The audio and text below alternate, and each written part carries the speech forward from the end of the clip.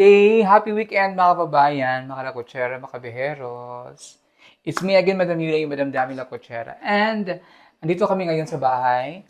It's weekend, Sunday. Nakapagsimba na kami ni Aiza kanina. Happy Blessed Sunday sa everyone.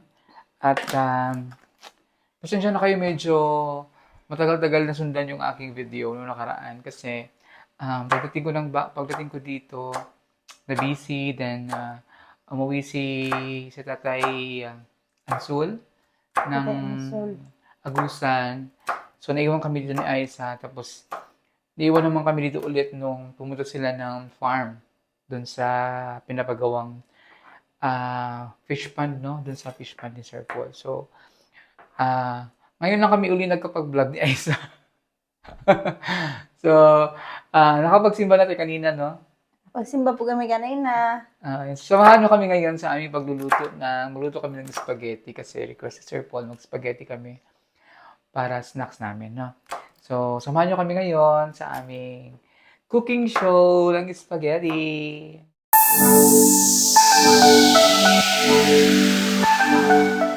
Ayun, so nakapagluto na ako ng pasta para sa ating spaghetti. So, nag-prepare na kami ni Aiza para gagawa kami ng sauce namin, no? Ayan. So, si Aiza ay nagmi-mince ng garlic tsaka onion. Ako naman ay maghihiwa nitong aming napaka-cute na hot dogs. Cute na cute. Kasi wala kami nabiling tahog. Diyan na kami bumili sa ano. Wala na kaming nabiling na creamer. So ngayon, habang naggagawa kami ni Aiza, nag-prepare kami ng aming lulutuin. Magtsikahan mo kami ni Aiza. No? Okay na sa'yo, Aiza? Okay lang po. Kasi maraming nagtatanong sa akin dun sa mga vlog ko, sa ating simula nung pumunta tayo ng Negros, pumunta tayo ng Cebu, pumunta tayo ng Leyte, nang nauwi tayo dito. So, hindi talaga may iwasan. May mga nagko-comment about sa baby mo. Bakit daw hindi pa kayo nakikita ng baby mo? Bakit daw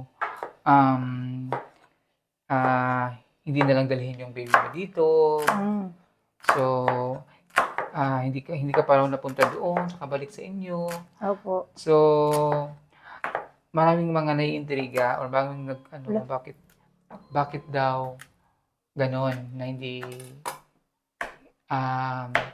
ka raw napagbigyan ng makauwi man lang sa inyo. Opo. No? So, ano ngayon ang masasabi mo ngayon doon, Aiza?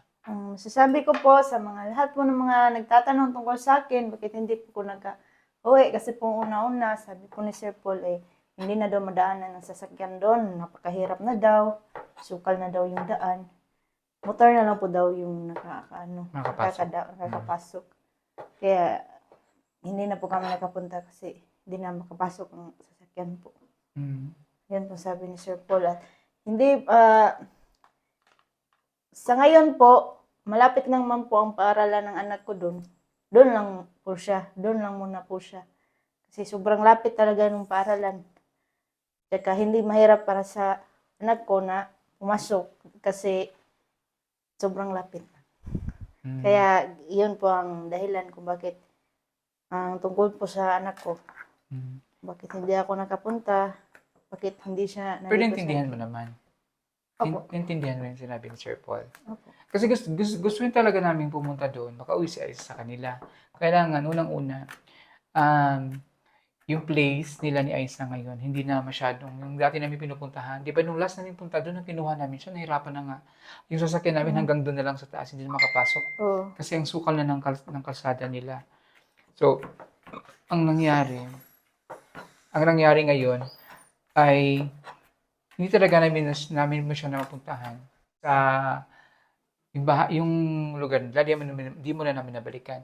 Pero, ang hindi nila alam ay na nag-communicate ka naman sa inyo doon, di ba, sa mama mo. Opo. Tapos, nagpapadala si Aiza, nagpapadala si sila Sir Paul ng mga kailangan ng anak ni Aiza doon. Opo. So, na-miss mo naman yung Po. Di ba na-miss mo din yung anak mo, syempre? Sobrang na-miss po. Pero, naiintindihan Pero mo. iintindihin po natin ang sitwasyon. Mm. Yan, yun po ang dahilan. Saka ngayon si Aisa ay nagpapagaling pa talaga. So, um, under medication pa rin siya. Kahit sabihin natin na isa na lang yung gamot na iniinom niya, di ba? Na isa, no? Isa na Oo, lang yung gamot sana niya. lang So, po. natutuwa din tayo kasi yung last na check-up ni Aisa sa doktor, sa kanyang psychiatrist ay isang gamot na lang ang kanyang iniinom. Tinanggal na yung iba. Tapos, hinahati pa. Opo, 1/4? 1/4 na lang po kada gabi. Oh, 1/4. Isang beses na lang siya iniinom sa gabi na lang. So, malaking improvement talaga yun kay Aisa. So, um, kahit kami, gusto rin namin si Aisa na makapiling niya yung anak niya. Kaya lang, dahil sa sitwasyon nga nila ni Aisa, nung binabalik natin siya doon sa kanila, ang nangyari, di ba, na nagka-problema tuloy si Aisa, no, nung binalik ka doon. Opo. Tapos, ang ano naman doon, kung papupuntahin naman yung anak niya dito, medyo baka ang problema naman, hindi pa pwede si Aisa na mas stress siya. Siyempre, magkakaroon pa siya ng pag nandito na yung anak niya, hindi may iwasan na may stress siya sa anak niya. Kasi, siyempre, bata yun, malikot yun. Tapos, pagpasok sa school, medyo malayo dito yung eskwelahan. Medyo So, malayo. may stress din si Aisa. So, ang inaayawan din ni Sir Paul, kung pag andito yung anak niya, baka mas stress pa siya. Kasi bawal pa sa kanya mas stress Opo. as advice ng doktor. Bawal pa talaga sa kay Aisa na mas stress. Dito nga, hindi namin siya, pinakilos-kilos namin siya dito kasi bawal naman din sa kanya ang hindi maging mabisi, no? So, ang advice ni doktor, let Aisa, keep Aisa busy, kung kahit ano yung gagawin niya. Pero, bawal sa kanya ang stress. Kaya, hindi nga muna siya pinapapasok sa college ni na doktor kasi bawal nga sa kanya ma-stress. Kasi ang college ay stressful, lalo na pag nag-aaral na. No? So, yun yung kasi maraming nagsasabi nga na bakit hindi daw dalhin nila yung bata dito, si Aisa ba't di pa nakauwi doon, di ba na sila nakita. Pero di nyo alam, meron naman silang communication ni Aisa doon sa kanila, sa mama niya. Opo. Tapos nakita mo rin sa video yung anak mo, no? Opo. So, gano'n naman. Hindi naman talaga sa ngayon, meron na kasing mga technology na pwede niyang makita. Pero in person, hindi pa talaga pwede din. Kasi nagpapagaling pa si Aisa. Opo. Kaya naintindihan talaga ni Aisa. Di ba, Aisa? Naintindihan mo yun? Naintindihan ko po. Naintindihan talaga ni Aisa yun. Kaya, dito, pag namimiss niya yung anak niya, tinatawagan niya naman, tinatawag din yung mama niya dito. Tapos, si Aisa, very hands-on din yun siya sa mga kailangan ng anak niya. Ano yung mga binili mo nun, Aisa, nung last? Ay, siyempre po, ang binigay po ni Sir, binili po agad ng mga school supplies, gaya ng unang-una, mga papel. Di mawawala ang mga uniform, papel, lapis, yun, mga Crayola, lahat ng pangangailangan talaga sa school niya. Yan talaga ang uunahin at panghuli na yung mga bigas, ganun, gatas, mga ulam at mga canned goods, mga ganun, mga relief goods at saka mga kape, mga Paano mo pinadala yun? Pumunta kayo biskwit. doon? Pinadala lang po Gcash lang po ni Sir po sa kuya ko po at saka sila mama na po bala Ang bumili? ang bumili. Mm. Yun po ang pamamalakad. So, ang bumili ng mga kailangan niya, sinulat niya isa ko ng kailangan sa anak niya. Pinapabili niya sa nanay niya. Opo. Pinadala ang pera doon. Through Gcash, no?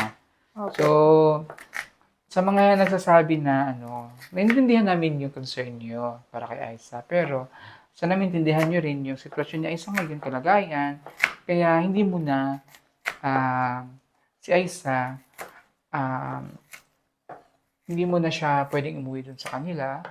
Or, kung merong chance na pwedeng umuwi siya doon bumisita, gagawin. Dadalhin siya ni Sir Paul.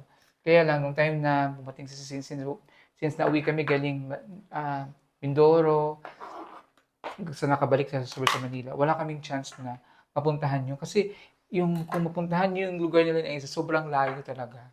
No, Ais, no? Sobrang layo po eh. Sobrang layo yung lugar nila. Kaya sasadyain talaga siya pupuntahan. Minsan nagkakaano sa out of the way siya um, dun sa mga pinupuntahan lang ni Sir Paul. Kaya, isa na rin dun sa kasi yung iwasan nga muna namin na ma-stress siya sa Opo. sobrang layo ng lugar nila. At so total naman, hindi naman sila totally hindi nagkikita ng anak niya kasi may communication naman si Aiza doon sa kanila. No, ayos na. Opo. Kaya sana maintindihan ninyo kasi maraming nang nagme-message sa akin, nagko-comment doon sa aking mga videos, bakit daw nakauwi si Aiza doon sa Leyte, nakapunta si Aiza ng Leyte, nakapunta siya ng Negros, nakapunta siya ng Cebu, pero hindi siya nakauwi sa kanila, which is dito lang sa Mindanao. So, yun yung explanation doon. Pero naintindihan ni Aiza yun, di ba? Aiza, Opo. no? So, I hope maintindihan din natin ang ating mga viewers, ating mga subscribers, mga taga-subaybay ng kwento ni Aiza. Kasi alam ko marami din nagsusubaybay sa kwento ni Aiza. Pero let's be thankful kasi si Aiza ay talagang road to recovery na talaga siya. Opo. Malapit nang tanggalin yung kanyang gamot, no? Opo. Na kasi, kung kasama niyo talaga si Aiza dito sa bahay, malalaman niyo na si Aiza ay okay na. Pero, since under medication pa rin siya, bawal pa rin talaga sa kanyang ma-stress. Opo. Gusto mo ba ng stress? Ay, hindi po eh. Siyempre ay ng stress. Walang gusto ng stress kahit kayo ayaw ng stress, di ba? So, yun yung kaya nga dito, as much as possible, ginagawa ko siya isang siyang assistant sa kanyang magluluto, pero meron siyang pinagkakabalahan. Tulad Opo. nito ngayon, nagluto kami ng spaghetti. Kasi request ni Sir Paul na mag-spaghetti, di ba, Aiza? Opo. Sabi niya, magluto ka ng spaghetti, kaya kunti lang daw. So, kunti lang naman yung natira na medyang pasta. So, lahukan na lang namin ito ng hotdog, tsaka yung canned goods na lang na corned beef. Para, madali kasi yun yung madaling bilhin dito eh. Wala kami nabiling talagang giniling or wala nga kaming Nestle cream. Kasi ako pag nagluluto ako ng spaghetti, nilagyan ko ng Nestle cream. Di ba? Ano yun? Isa yun sa paraan ng mga gusto nyo ng creamy spaghetti. Kaya lang, wala kaming Nestle cream ngayon. Ano lang, kondensada lang.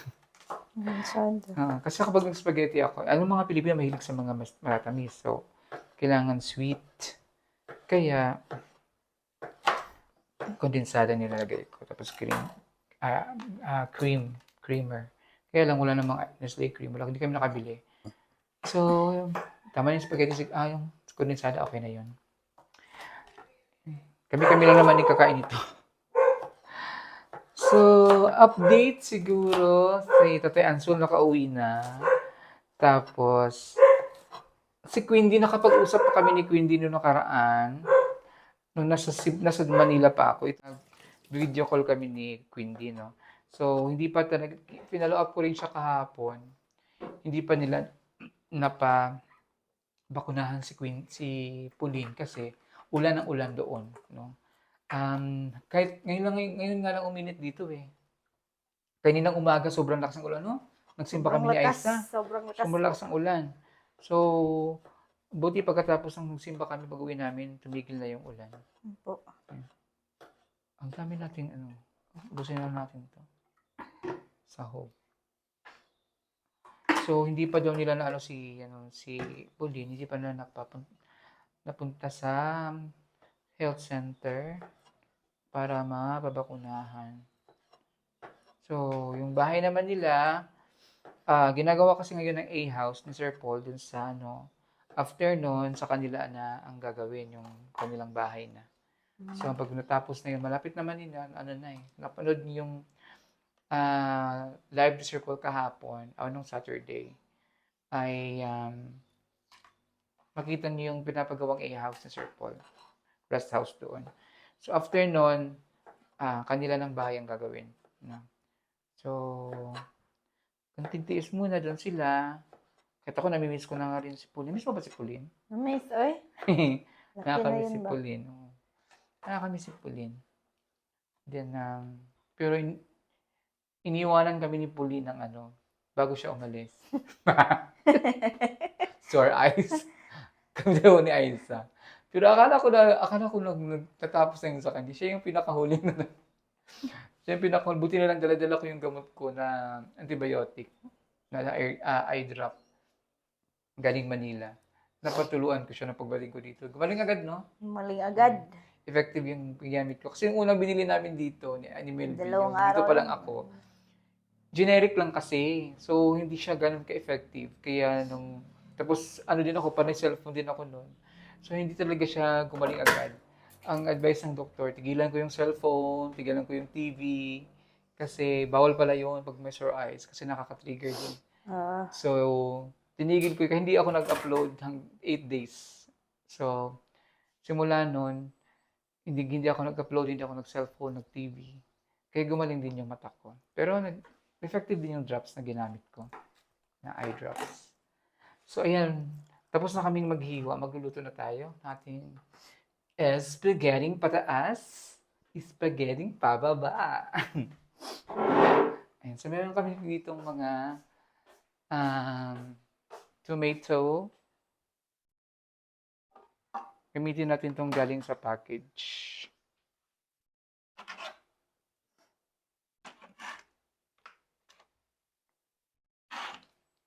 Ayan. Galing ito kay Tita Susan Villamor. Tita Susan Villamor ang bigay nito sa package. thank you po. Parang Tita Susan yata or Tita Tita Flor Boyle. I'm not sure eh. Basta galing to sa package itong mga to. Ito na binili ko lang natin to dyan sa ano. So shoutout lang sa ating mga sponsors na hindi nagsasawang magpadala sa atin ng mga package. Thank you so much po. Kanakin Tita Carmen Sita ko Studio, Tita Flora Boyle, Tita, ang dami pa ng mga, Tita Angelica G. Sino po yung mga nagpapadala sa atin mga ano? Si Tita Valerie. Nagbigay din sa iyo ng damit. Tita Valerie. Salamat po sa damit. Tita Valerie na Tita Valerie. ating Tita Valerie Sattore Salvame. Hello po. Nagbigay din nagpadala din ng package dito. Then Tita Evelyn of Australia, Ate Angelica G, Tita ano pa, marami pang iba pa. Lahat po ng mga nagpadala ng package, thank you so much po. And isa dito, galing to sa package. So, gagamitin natin to para magluto tayo ngayon, no? And din sa lahat ng mga sponsors, syempre, of course, thank you so much. Kaya Tita Alori Di Goma, yan, number 1 yan sa Tita Alori, sa ating mga number 1 supporter, no? Tita Carmencita sa studio, Tita Cecil, Tita Minda Black and Girl of Germany, Lady Luyang also, kung Dumaguete, thank you din po. Then, Tita Susan Lag, and Tito Joni of Vancouver, Washington, USA. Ayan. At sa lahat po ng ating mga kababayan na nasa ibang bansa or dito man sa Pilipinas na sumusuporta sa aming mission, no? And then, sa mga sponsors din ni Aisa, Hello po. ayan, sumusuporta din kay Aisa. Thank you din. Thank you po. Ayan. And then, magluto na kami. Ay, so di ba pala nakapanood ng ang ating biyahe, no? Yung magsama tayo. Panoorin niyo po yung vlog ko, nung nag-swimming kami ni Aisa doon sa Samal. Apo. Kasama yung mga kasamahan namin sa simbahan sa TJFC. Ayan. Kina Pastor Ray, Pastor Anaknak, Pastor Roby, and din ni Pastor Jeff yan sa TJFC. Ayan, sa mga anniversary kasi yun ng church. Inatin na namin ng simbahan dito ni Aisa. No? So, panoorin niyo yun. Ang saya-saya na ginawa namin nung mga pag-games natin doon. Yung outing namin. Maganda yun kasi merong spiritual at meron ding physical na mga activities namin. Nung ginagawa natin, Aisa na kasama si Aisa. Naglaro si Aisa ng Kaya lang natanggal agad si Aisa dun sa rubber, yung Chinese garter. Yeah. Tapos, yung mga flower relay, rubber band relay. Panoorin niyo yun. Nakakatuwa yung aming vlog. So, yan, magluluto na tayo. Dami kong kuda eh. Ayan. So, Aisa, ano yun natin to, Aisa? Aisa, ang ating pasta ay natuyo na.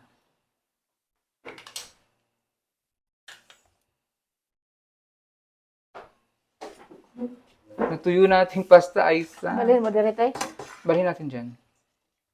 Mainit pa eh. Lagay mo dyan. Lagay mo.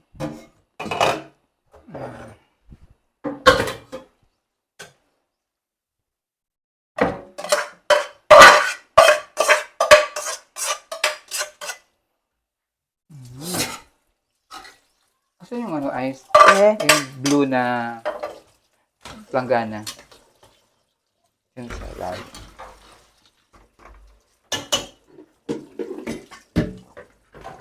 Lagay mo sa lalim. Mainit kasi. Ayan. Medyo marami-rami din pala yung ginawa natin. gani. Tama lang natin. Kasi nagluto ako ng ganito na nakaraan. Sobrang dami. Sobrang dami eh. Eh, pag nasyado nang natagalan na sa ref, hindi, ayaw na lang kainin. Kaya, ayun, yung isa minsan, hindi na naubos. Ayan, so, Pag nagluto ka pala sa susunod team, maliit lang. kunti nga lang. Kunti lang. Kasi nga minsan, pag madami, masyadong madami, hindi na uubos. So, haluan na natin siya ng corned beef. Kasi, wala kaming ground beef or ground pork or ground chicken.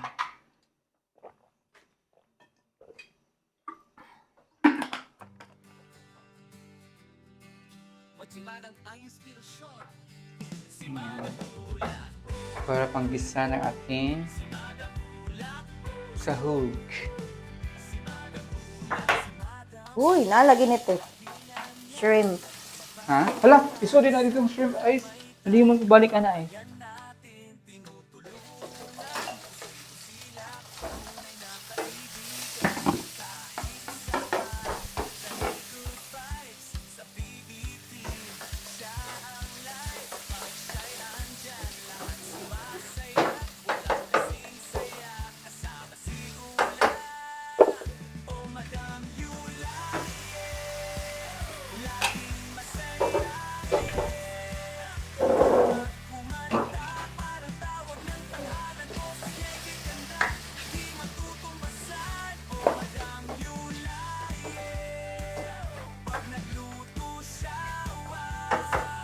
Di ba, nagluto na ako ng spaghetti? Opo. Di ba dito ka nagluto nun? Di ba niluto mo nun? Parang... Pero kuskuhan ka ng Hotdog te. hotdogs.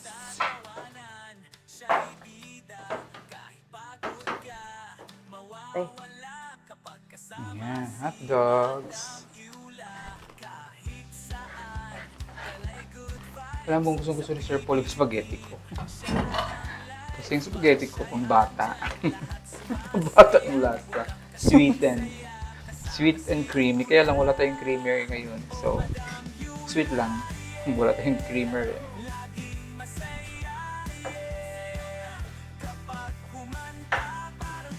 Pang ano kasi yung pang ano yung spaghetti ko. Pang kids yung lasa kasi may sweet. Sweet yan din, sweet. Pwede naman tayo magluto din ng pang adult, yung medyo masim-masim kaya lang. Sa ating Pilipino, mas patok kasi ang ano, patok ang sweet. Tingnan mo yung spaghetti ng Jollibee. Mabenta, di ba? Kasi matamis. Manamis-tamis ang spaghetti ng Jollibee kasi may ito yung mga Pilipino mahilig tayo sa mga matatamis. Kaya yung ano, sauce. Ito yung tomato and basil pasta sauce.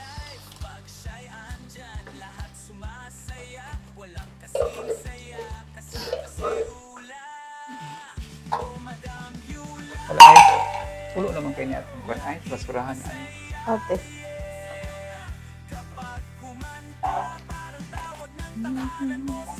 So, expected kasi itong asin kasi ano to, Italian. Maasin siya. So, Ay! para ano yung asin niya,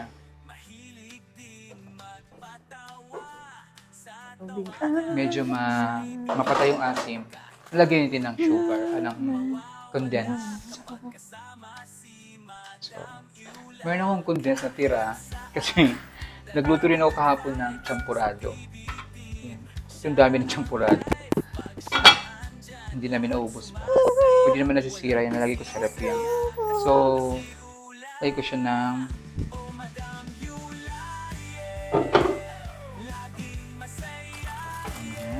condensed milk. Para mapatay yung asin. Para maging sweeten siya. Masarap sana ito pag may creamer kasi creamy siya. Ice, meron tayong ano dyan, Ice? Cheese? Cheese. Hmm? Wala, no? Check mo nga kung may cheese tayo. Cheese powder naman lang nito eh. Hinaan natin yung ano kasi nasusunog yan. Wala na po. Cheese powder na lang. Powder? Hindi pwede yan. Opo. Wala pala kami cheese. Napaka-poor naman ang ano natin. Napaka-poor. Napaka-poor ng ating spaghetti. Ngayon, manamis na siya. Yan.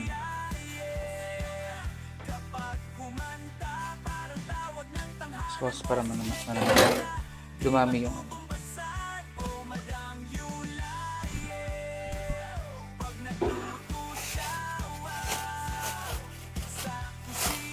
Ano ito ubusin?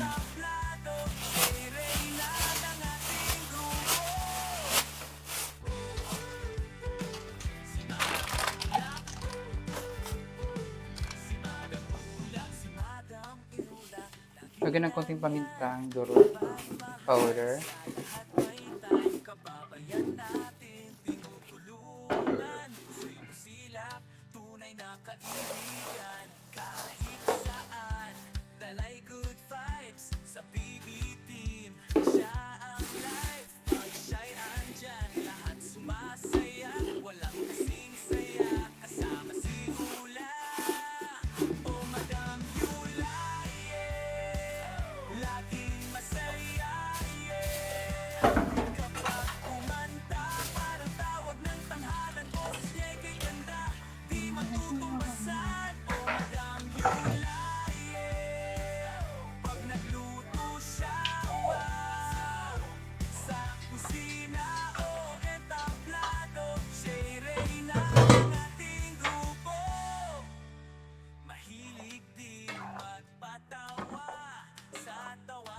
Ibap, te? Di na. No.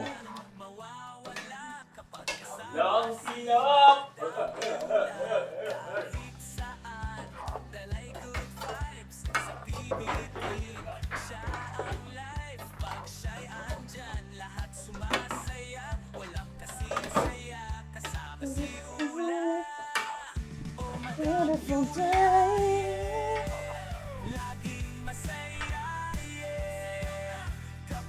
Na, na, na, na, na.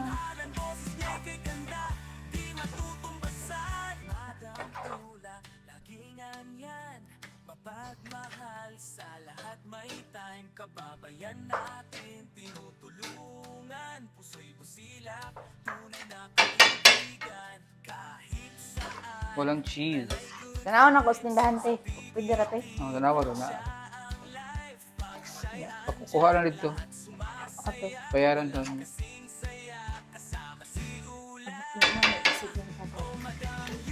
Ayan ating spaghetti. Kaya lang wala pong cheese. Wala pong cheese yung spaghetti.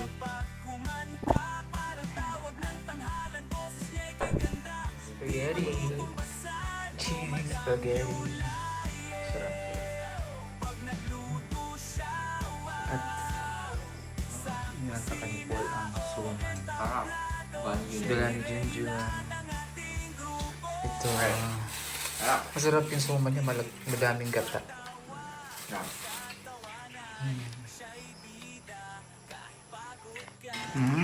Spaghetti.